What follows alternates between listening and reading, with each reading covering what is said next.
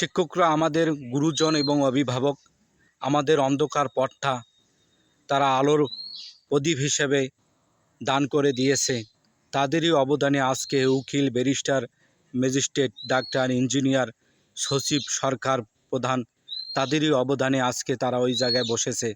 কেন তাদের ন্যূনতম রাষ্ট্রীয় স্বীকৃতি এবং বেতন ভাতার চাহিদাটাকে কেন কার্পণ্য বোধ করছো? তোমরা তো তাদেরই শিক্ষকের মাধ্যমে ওখানে পদ পেয়েছো, তাদেরকে সম্মান করো।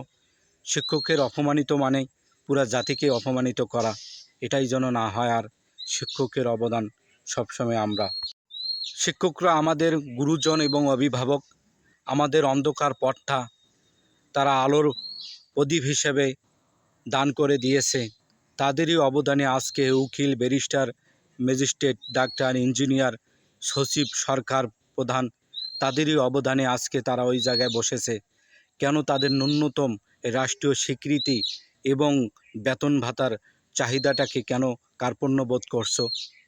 তোমরা তো তাদেরই শিক্ষকের মাধ্যমে ওখানে পদ পেয়েছো, তাদেরকে সম্মান করো। শিক্ষকের অপমানিত মানে পুরা জাতিকে অপমানিত করা, এটাই যেন না হয়। আর শিক্ষকের অবদান সবসময় আমরা।